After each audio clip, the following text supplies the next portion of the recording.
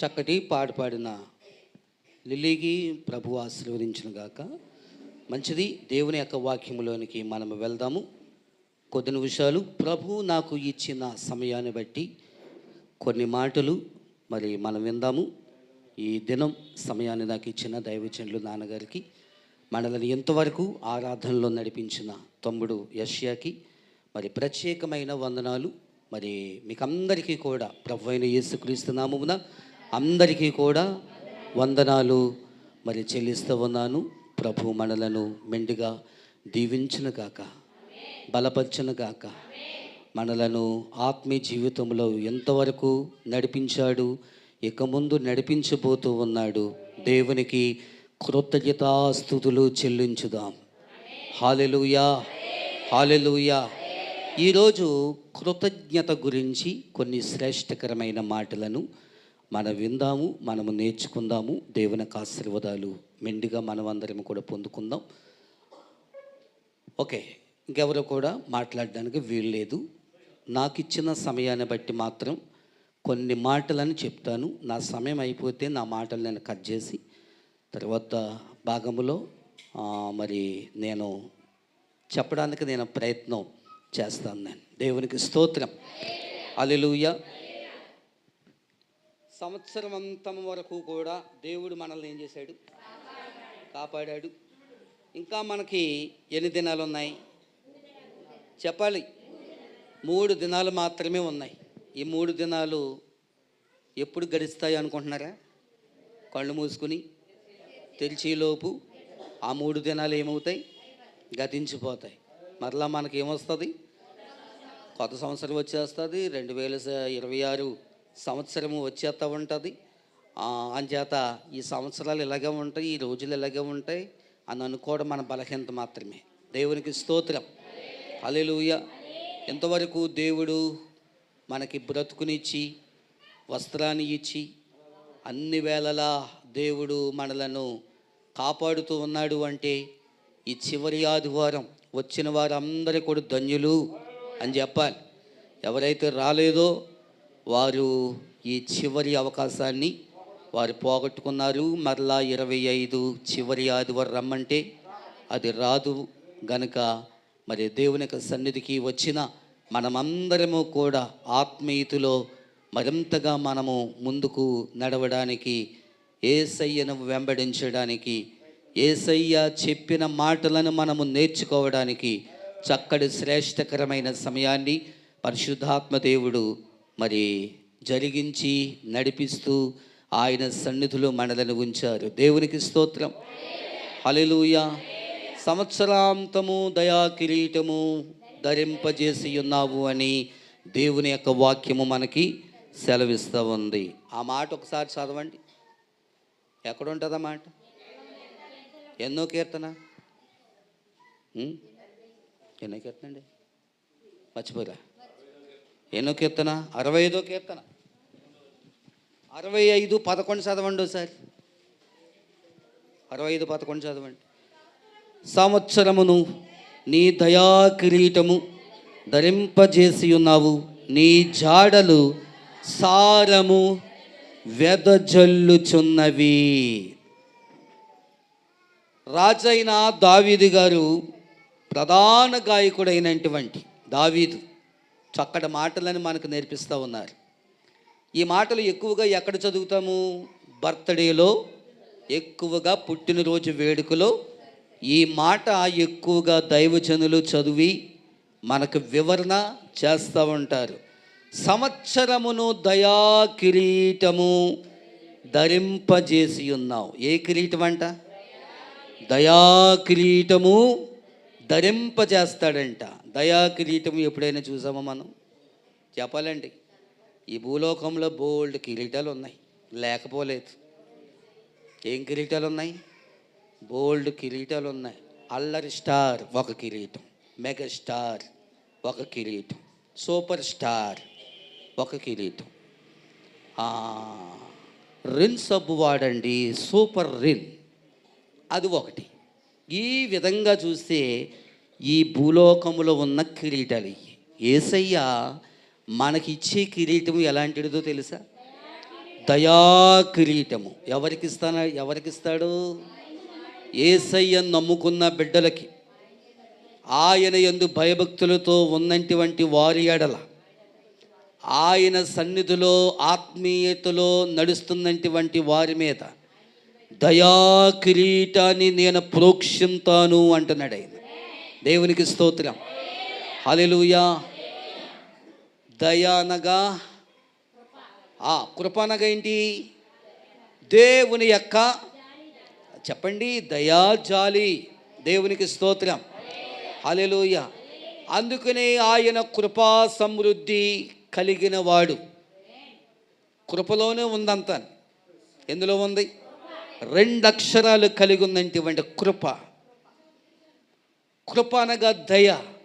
దేవుడు మనకిచ్చినటువంటి శ్రేష్టకరమైన కృప, దేవుని యొక్క దయ మనందరి మీద ఉంది.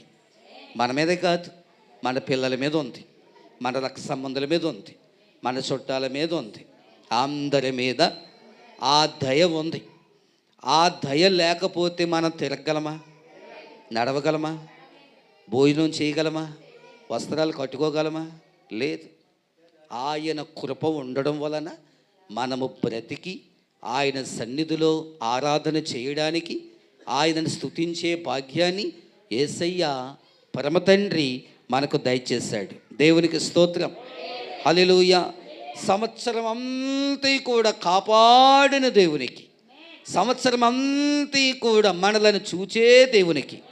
అందుకనే ఆయన చూస్తున్న దేవుడు, వినే దేవుడు, ఆలకించేవాడు, నడిపించేవాడు, కొదువులు సమస్యలు అన్నిటినీ కూడా తీర్చేవాడు.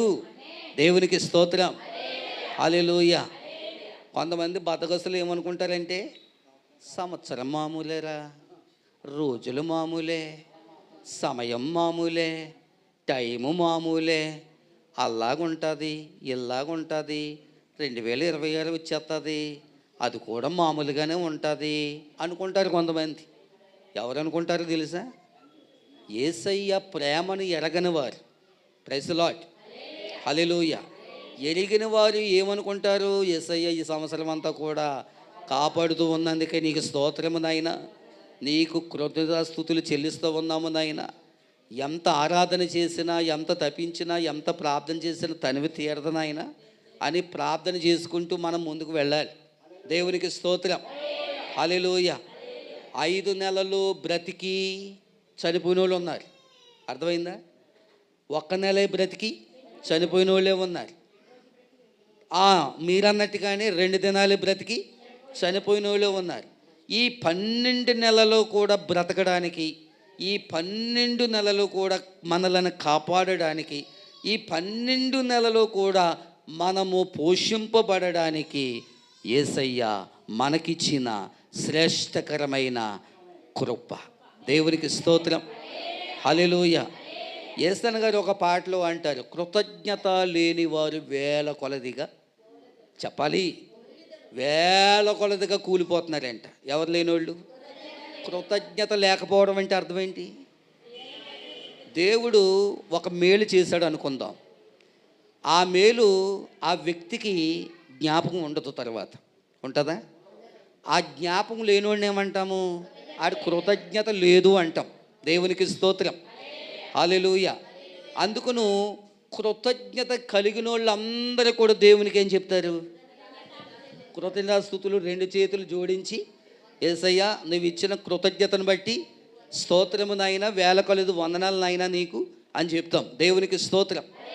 హల్లెలూయా.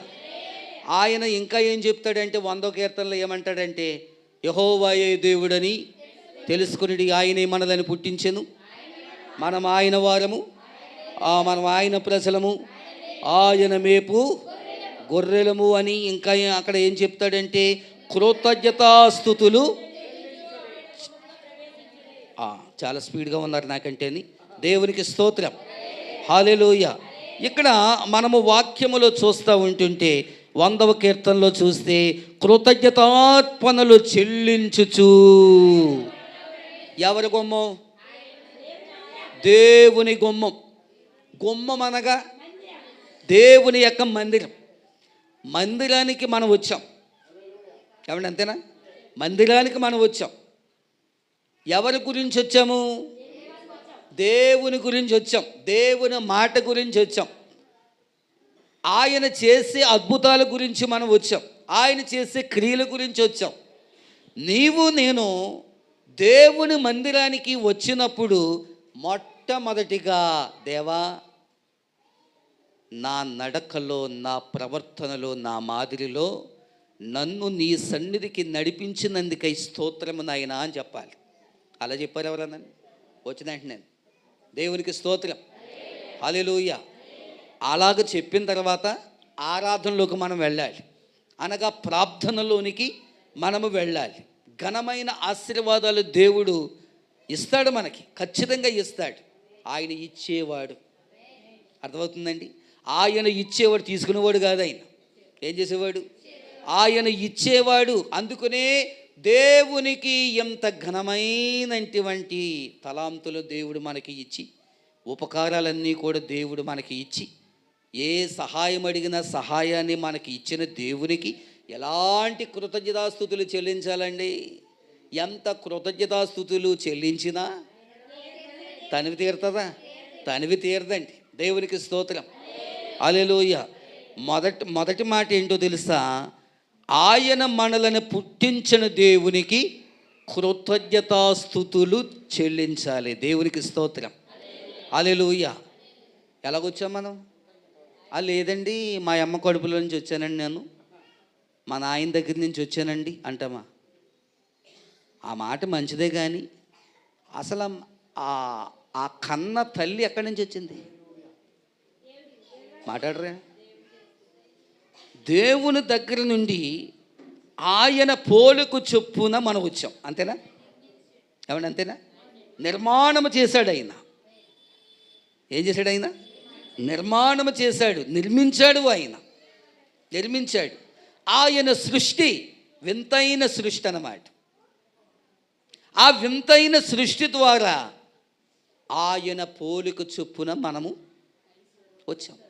ఆయన స్వరూపమందు మనం వచ్చామండి. దేవునికి స్తోత్రం, హల్లెలూయా. మానవుడికి ఇచ్చిన జ్ఞానం చాలా ఆశీర్వాదకరమైందండి. మానవుడికి ఇచ్చినటువంటి తలాంతులు మానవుడు కొని తెచ్చుకున్నాయి కాదే. ఏ కొట్లోకి వెళ్ళినా దొరకని సాల్తీ కాదు అది. ఆ తలాంతు ఎవరు ఇవ్వాలి మనకి? దేవుడే ఇవ్వాలి మనకి. నీ తలాంతు దేవుడు నీకు ఇస్తాడు, నాకు ఇచ్చే తలాంతు నాకు ఇస్తాడు. అనేక మంది ఇక్కడ ఉన్నాం, అనేకమైనటువంటి తలాంతులు కలిగినటువంటి వారు ఉన్నారు. ఆ మంచి తలాంతు ఆ వ్యక్తికి వస్తే, దేవా, నీవు నాకు కూడా మంచి తలాంతుని ఇచ్చావు నాయనా. ఈ తలాంతులు ఎవరికైతే లేవో వారికి కూడా ఈ తలాంతులను దయచేయి నాయనా అని అనాలి. దేవునికి స్తోత్రం, హల్లెలూయా. పాటలు పాడే తలాంతు ఉంటుంది, ప్రసంగం చేసే తలాంతు ఉంటుంది, వాక్యం చదివే తలాంతు ఉంటుంది. అండి, దేవుని యొక్క అభిషేకము పొందుకునే బిడ్డలముగా ఆ తలాంతులు వేరేగా ఉంటాయి. ఎవరికి ఇచ్చే తలాంతులు దేవుడు వాళ్ళకి ఇస్తాడు. అంతేగాని ఆడు పాట పాడేస్తున్నాడు, ఆడికి అంత జ్ఞానం వచ్చేసింది, ఆడు వాక్యం చదివేస్తున్నాడు, ఆత్మీయతలో ముందుకెళ్ళిపోతున్నాడు, ఇల్లు కట్టేశాడు, బాగా ఎదిగిపోయాడు, 2 స్టేర్లు కట్టేశాడు, 3 స్టేర్లు కూడా రేపు మాపు వేసేస్తాడేమో. అయ్యి బాబు ఎంత ఆశీర్వదించబడుతున్నాడో. నేనేమో కుంటూని అయిపోయాను, ఇక్కడే ఉన్నాను నేను, ఇంట్లోనే ఏడుతున్నాను నేను, ఇంట్లోనే ఉన్నాను నేను, నాకు ఏమీ లేదు నాకు అనేసి తిట్టుకుంటే నీకు వచ్చి ఆశీర్వాదాలు పోగొట్టుకుంటున్నావని. దేవునికి స్తోత్రం చెప్పండి, హల్లెలూయా. దేవా, బిడ్డగా గృహాన్ని ఇచ్చావు నాయన, అలాంటి గృహం నాకు కూడా ఇవ్వండి నాయన అనాలి, కానీ చేపించకూడదు. చేపించొచ్చా? చేపించకూడదు. శాపకార్థాలు పెట్టకూడదు. చేపించే వాళ్ళు ఎక్కువైపోతూ ఉంటారు. శాపకార్థాలు పెట్టి వాళ్ళు మన పక్కనే ఉంటారు, ఎక్కడ ఉండరాళ్ళు. దేవునికి స్తోత్రం, హల్లెలూయా. ఆ మంచి తలాంతును నాకు దయచేయి తండ్రి అని ప్రార్థన చేయాలి మనం. ఇస్తే లెక్కన ఆశీర్వదించవు నాయన, నన్ను కూడా ఆశీర్వదించిన ఆయన అనాలి నువ్వు. అంటే శాపాలు పెట్టకూడదు. ప్రైజ్ ది లార్డ్, హల్లెలూయా. అందుకు నువ్వు దేవుని యొక్క బిడ్డలారా, దేవునికి ఏం చెప్పాలి మనం? ఎందుకు చెప్పాలి? మనలను పుట్టించినందుకు, మనలను చేసినందుకు, మనలను ఆయన సన్నిధిలో ఉంచినందుకు కృతజ్ఞతాస్తుతులు దేవునికి చెల్లించాలి. దేవునికి స్తోత్రం. హల్లెలూయా. రెండోది, ఎందుకు పనికిరాని మనలను ఎన్నుకొన్నందుకు దేవునికి కృతజ్ఞతాస్తుతులు చెల్లించాలి. 1 తిమోతి రాసిన పత్రిక 1వ అధ్యాయం చూద్దాం ఒకసారి.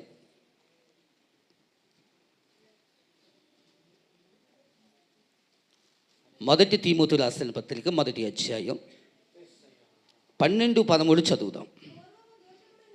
పూర్వము దోషకుడును హింసకుడును హానికరుడునైన నన్ను తన పరిచర్యకు నియమించి నమ్మకమైన వానిగా ఎంచినందుకు నన్ను బలపరిచిన మన ప్రభువైన క్రీస్తు యేసుకు కృతజ్ఞుడనై ఉన్నాను.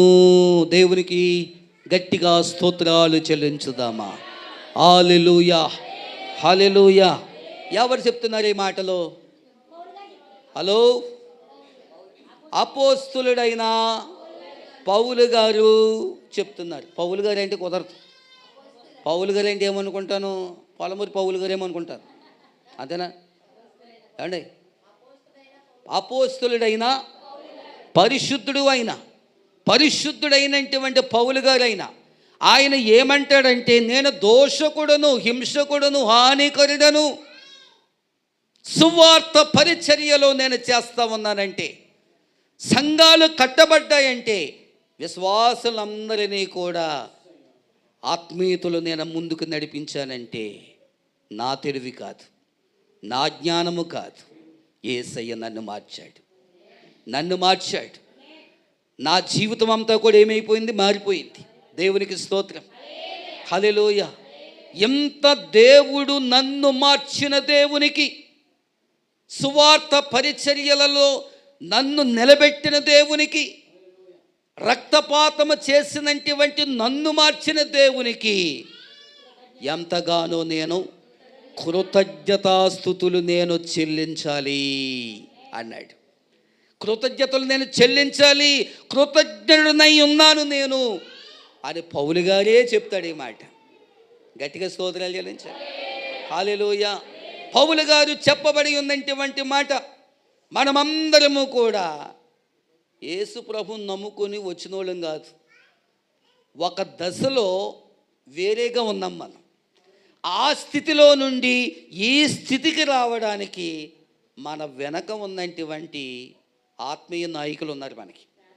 ఆత్మీయ నాయకులు కన్నీటితో ప్రార్థించి ఆత్మీయ బ్రతుకులను సంపాదించి ఆత్మీయ నేత్రములను దేవుడు మనకి ఇచ్చి వారి కన్నీటి ప్రార్థన ద్వారా ఎంత సమూహాన్ని దేవుడు సిద్ధపరిచాడు. గట్టిగా స్తోత్రాలు చెల్లించండి. హల్లెలూయా. ఎంత సమూహాన్ని దేవుడు ఏం చేశాడు? సిద్ధపరిచాడు. పెద్ద సమూహం అయితే నాటబడిన విత్తనాలు ఏమైపోయినాయి అంటే సాతానుగాడు వేరే చోటకి తీసుకుని వెళ్ళిపోయాడు. వారు ఎక్కడున్నా ఫలిస్తూ ఉన్నారు. వాళ్ళు ఎక్కడున్నా ఫలిస్తూ ఉన్నారు. కానీ ఆ కన్నీటి ప్రార్థన ధూళివలే వెళ్ళిపోతుందా? కన్నీటి ప్రార్థన దేవుని సన్నిధికి చేరుతుంది. అది దేవునికి స్తోత్రం. హల్లెలూయా. సంవత్సరం మొదలుకొని నూతనమైన క్రొత్త ఆత్మలను దేవుడు ఇస్తూ ఉన్నాడు. మన సొంత తెలివి కాదు, మన సొంత జ్ఞానము కాదు. దేవుడే దేవుని యొక్క సేవకులను నిలబెట్టుకొని దేవుని యొక్క సేవకుల ద్వారా వాడబడుతూ ఉండగా అనేకమైన ఆత్మలను ప్రభు ఏం చేస్తూ ఉన్నాడండి? రక్షిస్తూ ఉన్నాడు, కాపాడుతూ ఉన్నాడు, బలపరుస్తూ ఉన్నాడు. దేవునికి స్తోత్రం. హల్లెలూయా. పౌలు గారు ఏంటి గొప్పవాళ్ళం కా మనం. పౌలు గారికి ఉన్న జ్ఞానం మనకు లేకపోవచ్చు, పౌలు గారికి ఉన్నటువంటి తలంతులు మనకు లేకపోవచ్చు. ఒక పౌలు గారే దేవునికి కృతజ్ఞత స్తుతులు చెల్లించినప్పుడు మనం ఎంత టోళమండి? ఎలాంటి స్థితిలో నుండి మనము వచ్చినటువంటి వారము? దేవునికి స్తోత్రం. హల్లెలూయా. పనికిరాని మనలను ఎన్నుకున్నందుకై దేవునికి స్తోత్రములు చెల్లించాలి మనం. దేవునికి స్తోత్రం. హల్లెలూయా. పనికిరానిటువంటి మట్టి ఘటాలమైనటువంటి మనలను దేవుడు ఎన్నుకున్నాడు అంటే, దేవుడు మనలను బలపరుస్తూ ఉన్నాడంటే, ఆయన సన్నిధిలో దేవుని యొక్క సేవకులు చేసినటువంటి ప్రార్థనల ద్వారా ఆత్మీయ స్థితిలోనికి మనలను దేవుడు ముందుకు తీసుకుని వచ్చి ఉండగా, మన పరిస్థితులన్నీ కూడా ఆయన తారుమారు చేసేసాడు అంతే. దేవునికి స్తోత్రం. హల్లెలూయా. అందుచేత దేవుని బిడ్డలారా, ఎందుకు పనికిరాని మనలను ఏం చేశాడండి? ఎన్నుకున్నందుకై దేవునికి ఏం చెప్పాలి? మనం కృతజ్ఞతాస్తుతులు మనము చెల్లించాలి. దేవునికి స్తోత్రం. హల్లెలూయా. కృతజ్ఞత లేనివారు వేల కొలదిగా కూలినను,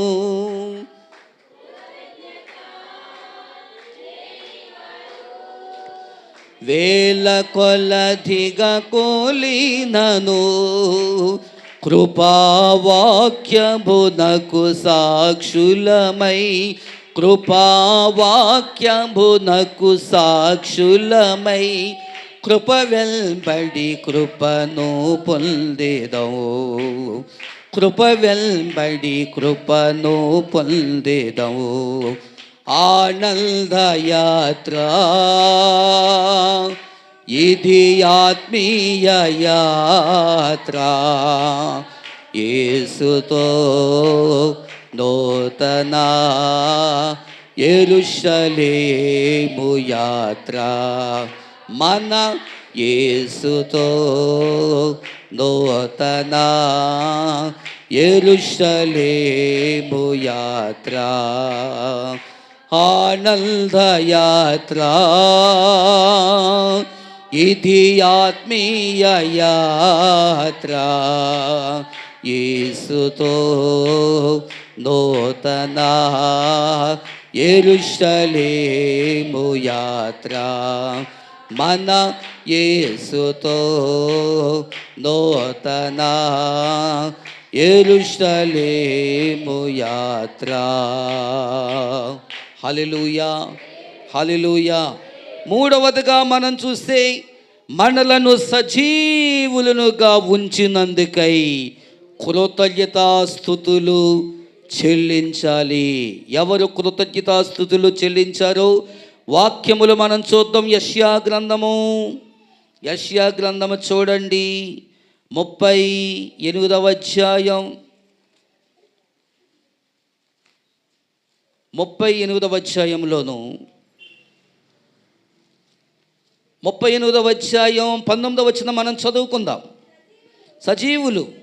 సజీవులే కదా నిన్ను స్తుతించుదురు, ఈ దినమున నేను సజీవుడనై నిన్ను స్తుతించుచున్నాను. చాలండి. దేవునికి స్తోత్రం. హల్లెలూయా. ఎవరు చెప్తున్నారంటే ఈ మాట? రాజు అయిన హిజ్కియా రాజు. ఆయన చెప్పే మాట ఏంటో తెలుసా? నేను సజీవుడను. ఏం చెప్తున్నాడు? నేను సజీవుడను. ఎలాగ సజీవుడిగా నేను ఉన్నాను అని వివరణ ఆయన చేస్తూ ఉన్నాడు. హిజ్కియా రాజు, ఆయనకి దేవుడు ఇచ్చిన సర్వ సమృద్ధి ఇచ్చాడు. అర్థమవుతుందా? సర్వ సమృద్ధి ఆయనకి ఇచ్చాడు. సర్వాధికారము హిజ్కియా రాజుకి దేవుడు ఇచ్చాడు. కానీ ఇది దేవుడిచ్చిందే కదా, ఇది దేవుడు నాకు అనుగ్రహించిందే కదా, ఆ మాటలు ప్రక్కన పెట్టాడు. ఆ మాటలు ప్రక్కన పెట్టి ఇది నా సొంత తెలివి అనుకున్నాడు, ఇది నా సొంత జ్ఞానము అనుకున్నాడు. దేవునిని మర్చిపోయాడు, దేవుని మహిమను మర్చిపోయాడు, దేవుని యొక్క సంగతులను విషయాలను మర్చిపోయాడు. అలాగ మర్చిపోయి ఈ మాట దేవుని సన్నిధికి వెళ్ళిపోయింది. దేవుని సన్నిధికి వెళితే యెషయాని పిలిచాడు ఒకరోజు.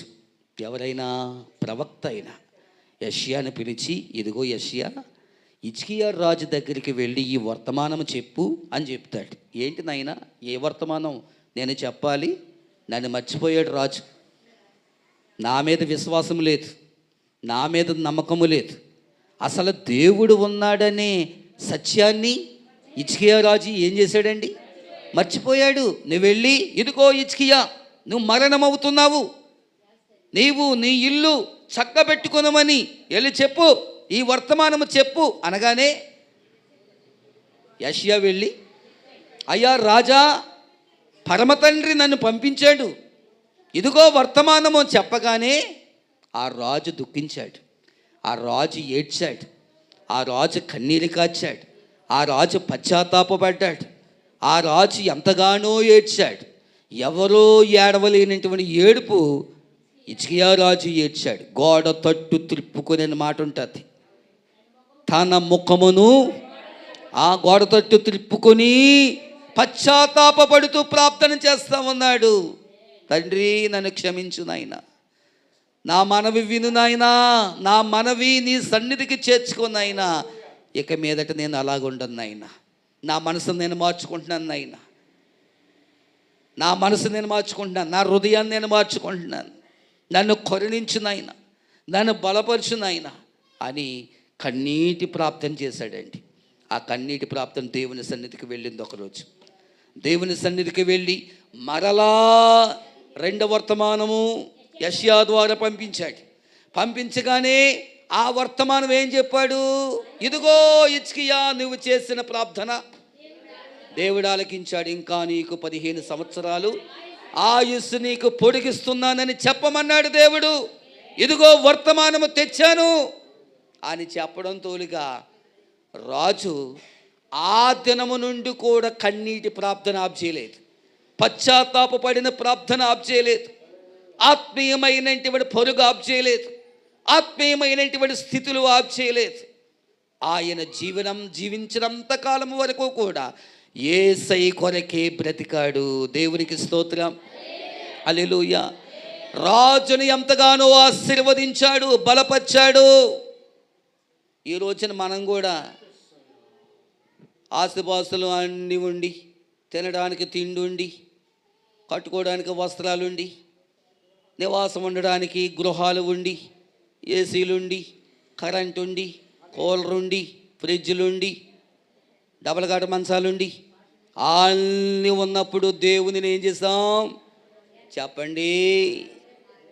కొన్ని సమయాల్లో ప్రక్కన పెట్టేసి మనకున్న బద్ధకం ఎలాంటిదో చెప్తున్నాను వినండి. దేవునికి స్తోత్రం చెప్పండి, హల్లెలూయా.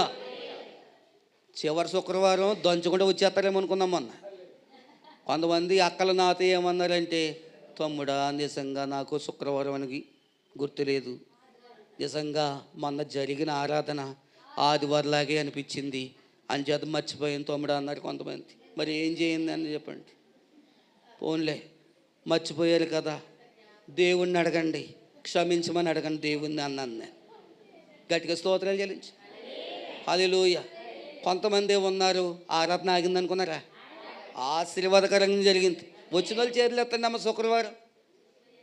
అది చూసారా, ఆ చేతులు ఎత్తిన వాళ్ళు అందరూ కూడా శుక్రవారం వచ్చిన వాళ్ళే. వాళ్ళందరూ కూడా ఆశీర్వదించబడ్డారు. చివరి శుక్రవారం, చివరి స్వస్థత ప్రార్థన. గతించిన రాత్రి వచ్చిన వాళ్ళు చేతులు ఎత్తండి. వచ్చిన వాళ్ళే, రానోళ్ళు వచ్చిన వాళ్ళే, ఏళ్ళండి వచ్చిన వాళ్ళే అండి. వీళ్ళందరూ ఆశీర్వదించబడ్డారు. కిరణ్ రాజు, దీప్తి చూడండి, పిల్లల్ని ఇద్దరిని ఎట్టేసుకుని క్యాపలు తగిలించేసుకుని దేవుణ్ణి ఆరాధన చేయాలని వచ్చేసారు వాళ్ళు. అర్థమవుతుందా? ఆసక్తి అండి అది. గట్టిగా స్తోత్రాలు చెల్లించండి, హల్లెలూయా. అంచేత మీ ఆసక్తి చూస్తాడు ప్రభు. అర్థమవుతుందా? మన నడక యందు, మన ప్రవర్తన యందు, మన మాదిరి యందు తల వంచి ఆయన చూసేవాడైన, ఆయన చూస్తున్నవాడు అయినా, ఆయన వినేవాడైనా, ఆలకించేవాడైనా, మన మనోనేత్రములను కలుగు చేసేవాడైనా. దేవునికి స్తోత్రం, హల్లెలూయా. ఇంకా మనం చూస్తే తినడానికి ఆహారము, ధరించడానికి వస్త్రములు ఇచ్చినందుకు దేవునికి కృతజ్ఞతాస్తుతులు చెల్లించాలి. ఎవరు చెల్లించారో చూద్దామా? ఆదికాండంలోనికి వచ్చేయండి. ఈ మాట చెప్పేసి ముగించేస్తాను, కంగారు పడద్దు. ఆదికాండము 28వ అధ్యాయం, 28వ అధ్యాయం. అక్కడ యాకోబు గారు ఏం పలుకుతున్నారో చూద్దాం. 28, 20 వచనం చదవండి అమ్మా. అప్పుడు యాకోబు, నేను తిరిగి నా తండ్రి ఇంటికి క్షేమముగా వచ్చినట్లు దేవుడు నాకు తోడయుండి నేను వెళ్ళుచున్న ఈ మార్గములో నన్ను కాపాడి తినుటకు ఆహారమును ధరించుకున్నటకు వస్త్రములను నాకు దయచేసిన ఎడల యెహోవా నాకు తోడయ్యుండును. దేవునికి స్తోత్రం, హల్లెలూయా. ఇక్కడ ఉన్నటువంటి మాటలు ఏంటంటే, అందరు చెప్పండి, ఎన్నో వచనం? అప్పుడు యాకోబు, నేను తిరిగి నా తండ్రి ఇంటికి క్షేమముగా వచ్చినట్లు దేవుడు నాకు తోడయ్యుండి. ఇప్పుడు చెప్పండి, నేను వెళ్ళుచున్నా. ఏమా ఏమైందమ్మా? అందరు ఎక్కడ ఉన్నారా? అనండి ఒకసారి, నేను వెళ్ళుచున్నా. అది అలా చెప్పండి. తర్వాత మార్గమంతటిలో, ఈ మార్గములో నన్ను కాపాడి తినుటకు ఆహారమును ధరించుకొనుటకు వస్త్రములను నాకు దయచేసిన ఎడల యెహోవా నాకు తోడయ్యుండును. గట్టిగా స్తోత్రాలు చెల్లించండి. హల్లెలూయా, హల్లెలూయా.